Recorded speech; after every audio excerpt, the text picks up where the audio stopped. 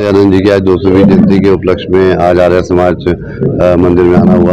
यहाँ पर सभी लोगों से मिलकर बहुत अच्छा लगा। सभी अपनी विरासत, अपने संस्कारों को आगे बढ़ाने का कार्य कर रहे हैं और वेदों की सब लोग ज्ञानदाता हैं। और मैं सोचता हूँ जब तक हमारी जड़ें मजबूत होंगी और अपने इतिहास के बारे में हमें नहीं पता हुआ, देश आगे नहीं बढ़ सकता। जड़ें मजबूत करनी बहुत जरूरी है और इन्हीं संस्कारों को लेकर और महर्षि दयानंद जी के जो विचार हैं उनको आगे लेकर हम लोग बढ़ रहे हैं। तभी हम लोग विश्व गुरु कहलाएंगे जब हम लोग अपने जो पुरुष और अपने जो लोग हैं उनके बातों का अनुसरण करेंगे।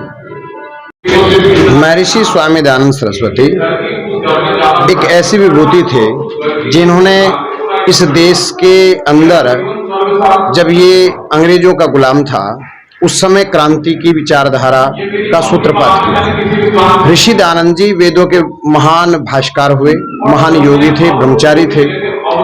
उन्होंने मानव जाति के कल्याण के लिए अनेक कार्य किए।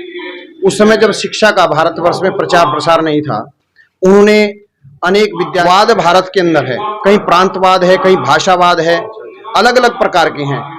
भारत जब तक एक सूत्र में नहीं बंधेगा तब तक हम उस सपने को प्राप्त नहीं कर सकते। और एक सूत्र में बंधने के लिए हमें अपनी प्राचीन संस्कृति को ही अपनाना पड़ेगा।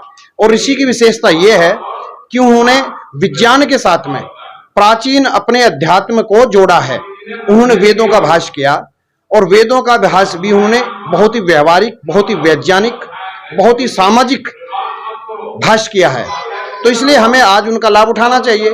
ऋषि दयानंद की 200वीं जयंती चल रही है। आज देश में जगह जगह कार्यक्रम हो रहे हैं। यहाँ आर्य समाज रामनगर में भी ये जो कार्यक्रम चला था, आज उसका समापन हो रहा है। यहाँ भी यही संदेश देने का समाज को ये हमारा प्रयास रहा कि जिससे हम ऋषि दयानंद के विचारों से अवगत हो। और ये कार्य तो सरकार का भी होना चाहिए, क्योंकि इस भारत को आजाद कराने के लिए ऋषि दयानंद ने वो काम किया जो किसी ने नहीं किया। लोग कहते हैं, इतिहासकार लिखते हैं कि 70-80% जो लोग थे इस देश को आजाद कराने वाले, वे सब लोग आर्य विचारधारा से प्रेरित थे। लाला लाजपत राय जैसे, सरदार भगत सिंह जैसे, रामप्रसाद बिस्मिल जैसे अनेक क्रांतिकारी, ये सब आर्य ही तो थे। ठाकुर रोशन सिंह फांसी के तख्ते पर झूल गए। और जितने भी हमारे बड़े बड़े, चाहे सुभाष चंद्र बोस हो, जो है अन्य क्रांतिकारी या और देशभक्त जो भी है, वे सब आर्य समाज की विचारधारा से प्रेरित होकर के ही राष्ट्र के लिए उन्होंने कार्य किया और इस देश को आजाद कराया। तो इसलिए ऋषि दयानंद की आज अतीव प्रासंगिकता है, ये हमारा कहना है। महर्षि दयानंद जी का 200वां जन्मदिन यहाँ पर मना रहे हैं। 17 तारीख से 19 तारीख तक यह कार्यक्रम लगातार चल रहा है। ये यहाँ ही नहीं अपितु पूरे भारतवर्ष में ऋषि दयानंद को लेकर के, विचारधारा को लेकर के आर्य महासम्मेलन, अंतर्राष्ट्रीय महासम्मेलन किए जा रहे हैं, जिनसे यही हम शिक्षा दीक्षा देना चाहते हैं कि भारत में एक ही संस्कृति, एक ही धर्म, और वो हो वैदिक धर्म।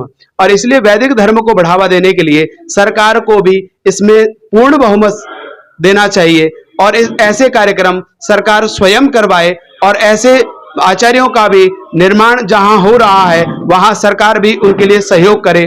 ऐसा हमारी भावना है, ऐसी हमारी शुभकामना है।